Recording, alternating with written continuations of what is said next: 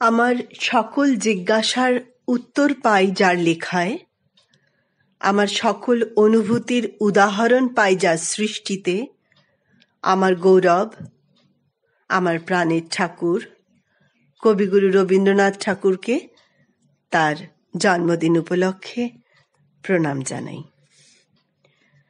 রবীন্দ্রনাথের সাথে সম্পর্ক আবাল বৃদ্ধ বনিতা সকলেরই।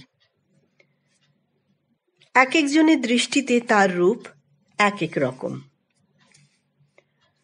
একটি বাচ্চা ছেলে অভিক মণ্ডল, তার দৃষ্টিতে রবীন্দ্রনাথ কেমন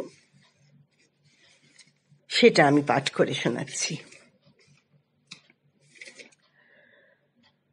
আমার রবীন্দ্রনাথ।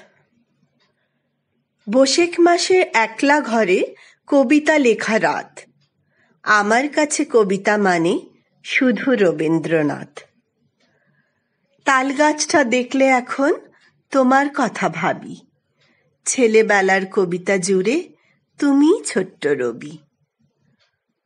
আমার কাছে রবীন্দ্রনাথ সহজ পাঠের আতর।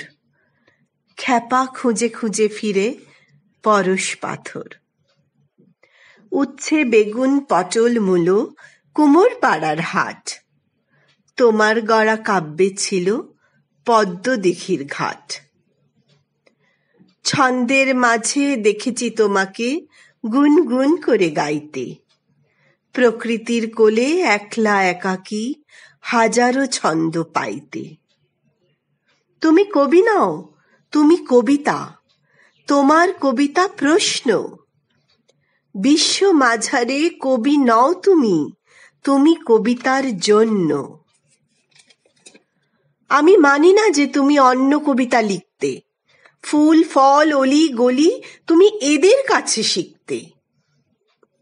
ঠাকুর, তুমি নোবেল জয়ী, তুমি বিশ্বকবি।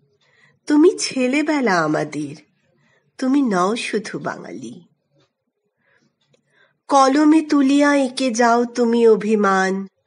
নলিনীকে নিয়ে স্বপ্ন দ্বীপে চলে যাও। কখনো বা তুমি বৌদিকে নিয়ে খেয়ালে আগাপাশতলা বলে যাও যত হেয়ালি। মৃত্যুঞ্জয়ী, মৃত্যুকে তুমি দেখেছ, মরিবার আগে হাজারো মরণে মরেছ। মরণই কখনো বিশ্বের মাঝে কোনো দিন। তুমি অমর, তুমি সম্পদ বিশ্ববিধাত্রীর। হে ভগবান, আমার কবিকে ভালো রেখো, ভালোবেসো। এসো হে 25শে বৈশাখ, এসো এসো।